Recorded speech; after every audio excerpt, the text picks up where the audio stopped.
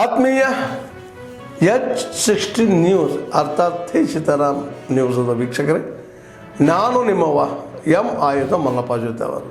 ತಾವು ಈಗ ಸುದ್ದಿಗಳ ಲೋಕಕ್ಕೆ ಎಂಟ್ರಿ ಹೊಡಿತಾ ಇದ್ದೀರಿ. ಈ ಸುದ್ದಿಗಳನ್ನು ಪ್ರತಿಯೊಂದು ನೋಡೋ ಜೊತೆಗೆ ನಿಮ್ಮ ಅಭಿಪ್ರಾಯಗಳನ್ನು ಹಂಚ್ತಾ ಇರ್ರಿ. ಯಾಕಂದರೆ ಈ ಸುದ್ದಿಗಳು ನಿಮಗಾಗಿ, ನಿಮ್ಮ ಬದುಕಿಗಾಗಿ, ನಿಮ್ಮ ವೈಚಾರಿಕೆಗಾಗಿ, ನಿಮ್ಮ ತಿಳುವಳಿಕೆಗಾಗಿಯೂ ನಿಮಗೂ ಗೊತ್ತು. ಜೊತೆಗೆ ನಮಗೂ ನಿಮ್ಮೊಂದಿಗೆ ಇದೊಂದು ಮಾತಾಡುವಂಥ ಜೊತೆಗೆ ಸುದ್ದಿಗಳನ್ನು ಬಿಡುವಂಥ ಕೆಲಸ. ಈ ಕೆಲಸದಲ್ಲಿ ನಾವು ನಿಮ್ಮೊಂದಿಗಿದ್ದೀವಿ ಅಂತ ಹೇಳ್ತಾ ನೋಡ್ತಾ ಇರಿ ಸುದ್ದಿಗಳನ್ನು. ಕೇಂದ್ರ ಕನ್ನಡ ಸಾಹಿತ್ಯ ಪರಿಷತ್ತು ವತಿಯಿಂದ 17ನೇ ತಾರೀಕು ಏನು ದತ್ತಿ ಪ್ರಶಸ್ತಿಯನ್ನು ಆಯ್ಕೆ ಮಾಡಿಕೊಂಡಿದ್ದಾರೆ.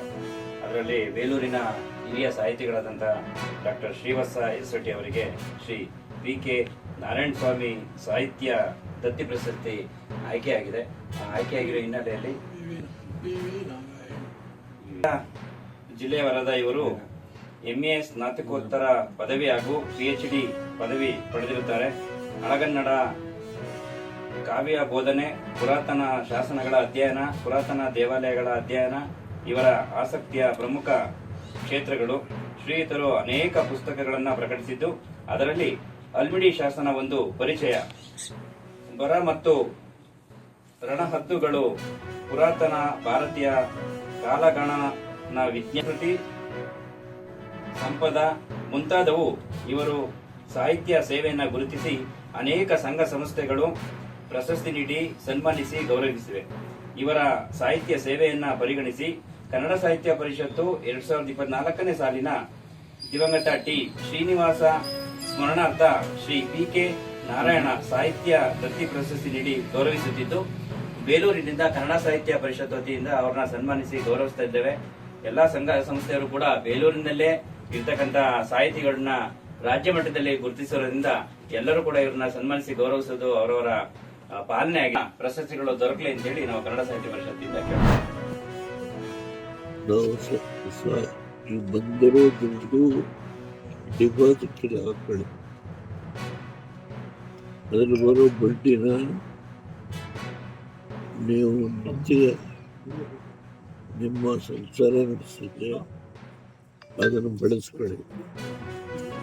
ಹಣ 7 ಲಕ್ಷ ಫಿಕ್ಸೆಡ್ ಡಿಪಾಸಿಟ್ ಏನು ಬರುತ್ತೆ ಬಡ್ಡಿ ಅದು ಸಂಸಾರ ನಡೆಸಿ. ಇನ್ನೊಂದು ಎಕರೆ ಭೂಮಿ ಇದೆ, ಇದರಲ್ಲಿ ಏನು ಬರುತ್ತೋ ಕಿಂಚಿತ್ತು ಬರಬಹುದು, ಅದರ ಆದಾಯ ಸಂಸಾರ ಮೇಂಟೈನ್ ಮಾಡೋದಕ್ಕೆ ಈ 7 ಲಕ್ಷ ರೂಪಾಯಿ ಫಿಕ್ಸೆಡ್ ಡಿಪಾಸಿಟ್ ಇರುತ್ತೆ. ಸ್ವಲ್ಪ ಹಣ ಬರುತ್ತೆ, ನಮಗೆ ಅನುಕೂಲ ಆಗಬೇಕು. ಮಗ ಇದ್ದಾನೆ,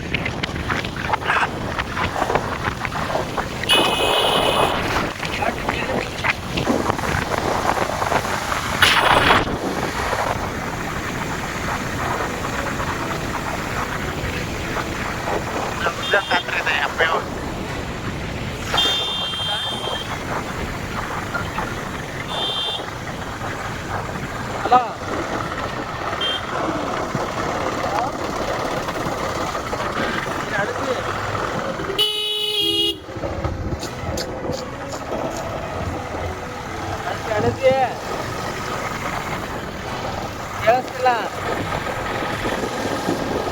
ಬರ್ತಾ ಇದ್ದೀನಿ, ಸ್ವಲ್ಪ ಲೇಟ್ ಆಗತ್ತೆ.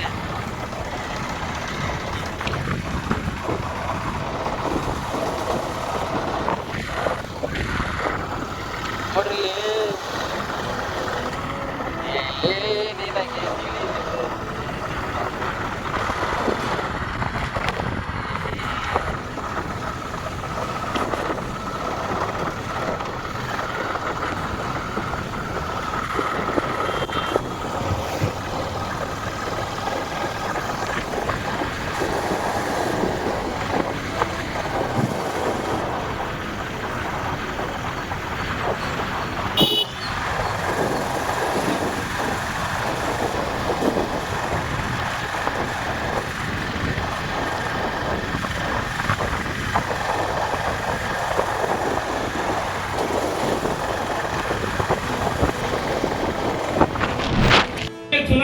4-5 ಜನ ಸೇರ್ಕೊಂಡು ಜನ ಮಾತಾಡಕ್ಕೆ ಬಿಡಲ್ಲ.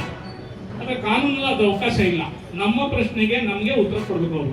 ಈಗ ಒಂದು ಗ್ರಾಮ ಸಭೆ ಕಾನೂನು ಪ್ರಕಾರ ನಡೆದಿಲ್ಲ ಸರ್, ಇನ್ನು ಮುಂದೆ ನಾವು ಕಾನೂನು ಪ್ರಕಾರ ನಡೀಲಿ. ಒಂದು ಎರಡನೇದು ಈ ಸ್ವತ್ತು ವಿಚಾರ. ಅದು ಈ ಸ್ವತ್ತು ವಿಚಾರನೇ ಜನಕ್ಕೆ ಅರ್ಥ ಆಗ್ತಿಲ್ಲ. 50 ರೂಪಾಯಿ ಕೊಡಬೇಕಾಗಿದ್ದು ಕೂಡ ತಿಂಗಳುಗಟ್ಟಲೆ ಲೇಟ್ ಮಾಡ್ತಾ ಇದ್ದಾರೆ. ಈಗ ಕಂದಾಯ ಸಚಿವರಂತೂ ಎಲ್ಲ ಕಡೆ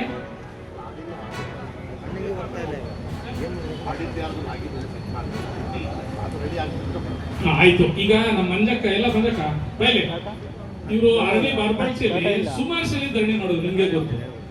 ಆದ್ರೂ ಕೂಡ ಅವರಿಗೆ ಸರಿಯಾದ ದುಡ್ಡು ಕೊಡ್ತಾ ಇಲ್ಲ ಉದ್ಯೋಗ ಖಾತ್ರಿಗಳು. ಮತ್ತೆ ಮನೆಗಳ ವಿಚಾರದ್ದು ಈ ಯಾವ್ದು ವಸತಿ ಕೊಟ್ಟಿಲ್ಲ. ಇದಕ್ಕೆ ಇವ್ರು ಇವತ್ತೇ ನಿಮ್ಮನ್ನು ಪ್ರಶ್ನೆ ಮಾಡಕ್ ಬಂದಿಲ್ಲ. ಸುಮ್ಮನೆ ನನ್ನ ಮಾತಾಡ್ಸ್ಕೊಂಡು ಹೋಗಿ ಬಂದವ್ರು ಇವ್ರು ಕಳ್ಳರು ಈಗ ಬಿಟ್ಟರೆ ಓಡೋಗ್ಬಿಡ್ತಾರೆ ಸರ್. ಇವರು ಪ್ರಶ್ನೆ ಇಷ್ಟೇ, ಆ ಹೆಣ್ಮಕ್ಳು ನಿಮ್ಮ ಬಗ್ಗೆ ತುಂಬಾ ಗೌರವ ಇಟ್ಕೊಂಡೆ. ನಾವು ಎಲ್ಲೆಲ್ಲ ಓದಿ ಸಾಹೇಬ್ ಎಲ್ಲ ಕಡೆ ಬಂದಿದ್ದಾರೆ ಅನ್ನೋ ಪ್ರಶ್ನೆ ಅಂತ ಮಾತಾಡಿದ್ರು ಸರ್.